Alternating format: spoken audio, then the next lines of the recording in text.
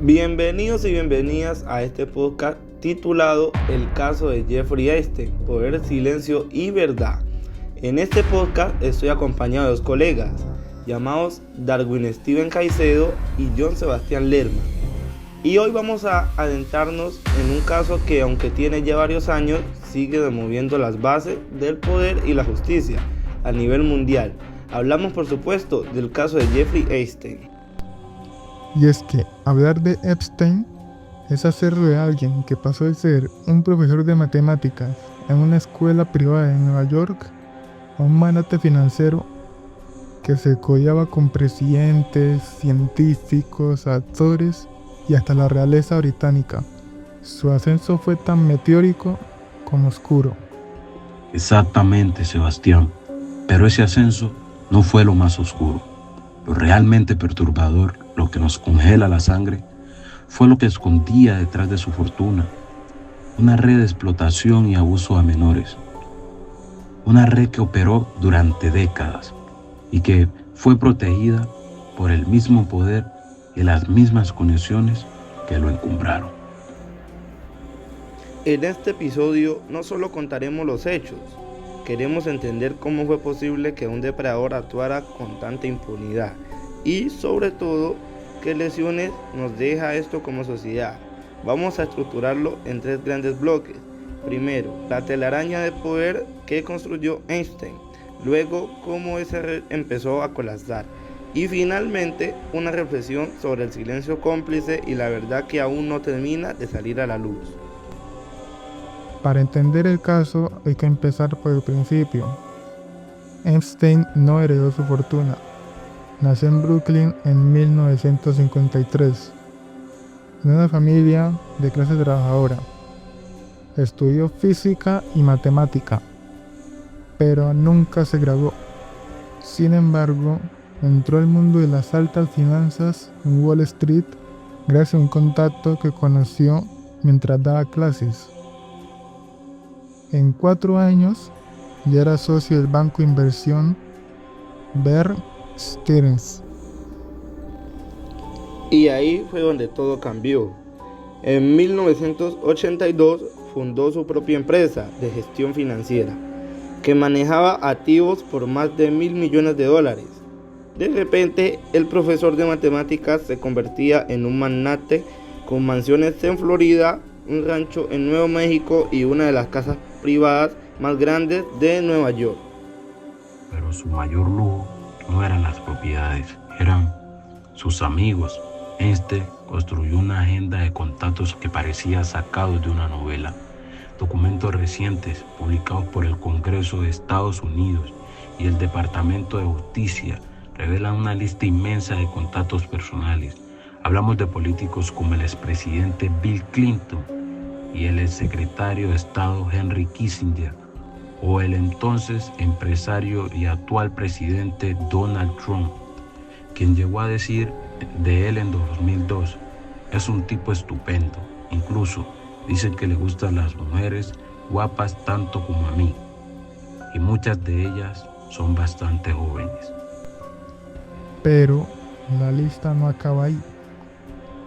Figuran celebridades como Mick Jagger, Michael Jackson, Dustin Hoffman y Woody Allen, así como miembros de la realeza británica. Incluso en los últimos archivos descalificados se encontraron correos electrónicos entre Epstein y el multimillonario Elon Musk, donde coordinaban fiestas. Y ojo, esto no significa que todos ellos sean cómplices de sus delitos, pero sí demuestra la increíble capacidad que tenía Epstein para moverse entre las élites globales. Y ahí está la clave. Su fortuna y su agenda de contactos se convirtieron en un escudo.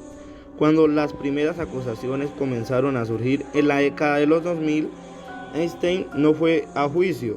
En 2008 llegó a un acuerdo con la Fiscalía de Florida, que le permitió declararse culpable de un cargo menor, por solicitar prostitución a un menor, y pasó solo 13 meses en prisión con un régimen de libertad que le permitía salir a trabajar casi todos los días. Ese pacto, que protegió también a sus posibles conspiradores, es considerado uno de los mayores escándalos judiciales de Estados Unidos. Así es, Alex. El sistema le falló a las víctimas y el poder de Einstein fue determinante. Mientras tanto, él seguía con su vida, viajando en su jet privado, yendo de su mansión de Florida a su isla privada en el Caribe, la que le llamaba Lee St. James, y quien muchos apodaron la Isla de la Vergüenza. Todo indicaba que nunca pagaría sus crímenes. Pero en 2018 algo cambió.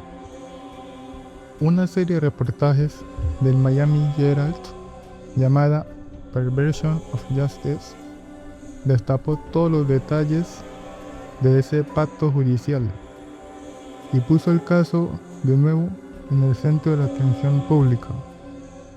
La presión fue tan grande que las autoridades federales reabrieron la investigación.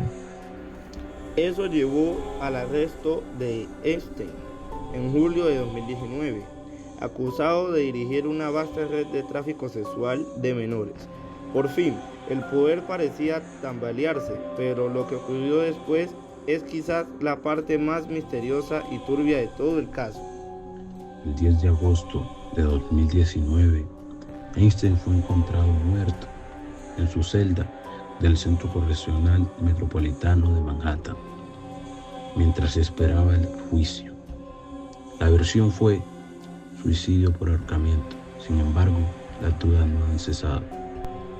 Y no son teorías de la conspiración sin fundamento.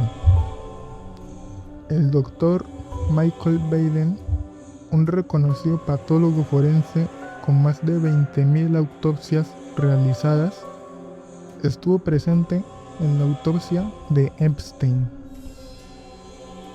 Él fue contundente al declarar lo siguiente: mi opinión es que su muerte fue causada con mayor probabilidad por presión de estrangulamiento que por ahorcamiento. Incluso la primera forense que examinó el cuerpo, Christine Roman, admitió en documentos recientemente publicados que inicialmente dudó en declarar la muerte como suicidio. Para colmo, las irregularidades en la investigación de su muerte son enormes. El forense jefe de Nueva York, que ni siquiera estuvo presente en la autopsia, anuló la conclusión inicial de pendiente y dictaminó un suicidio en cuestión de días. Y si eso fuera poco, en los archivos publicados apareció un comunicado de la Fiscalía fechado un día antes de que Einstein fuera hallado sin vida. Un error tipográfico o algo más.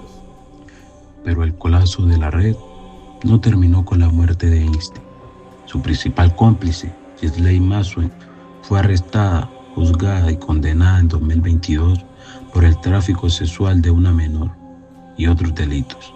Aunque intentó apelar su sentencia de 20 años de prisión, la Corte Suprema de los Estados Unidos rechazó su apelación en octubre de 2025, ratificando su condena. El testimonio de las víctimas, quienes fueron explotadas cuando eran adolescentes en las propiedades de Epstein, fue clave para este fallo, y la presión siguió creciendo.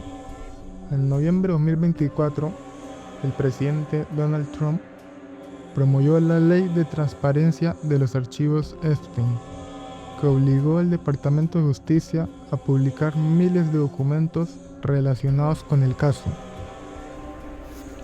Pero incluso esa transparencia ha sido polémica.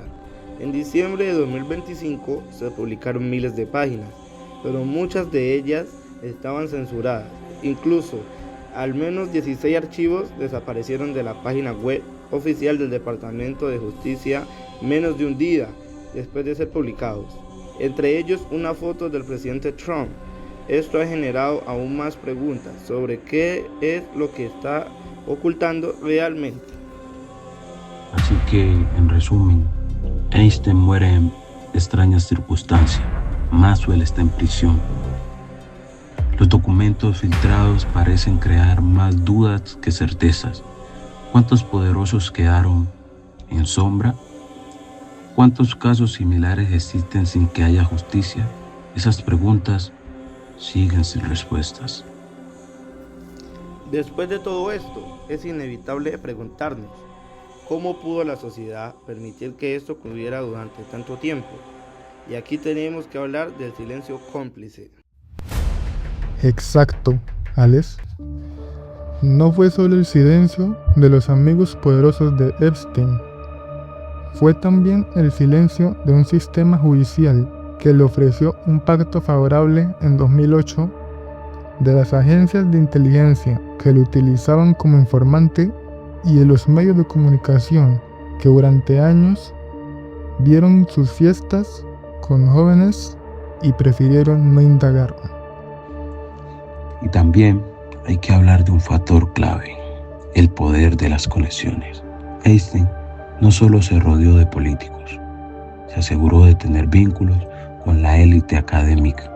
Documentos recientes del periódico El País identificaron 14 perfiles académicos cuyas carreras fueron dañadas por su relación con él.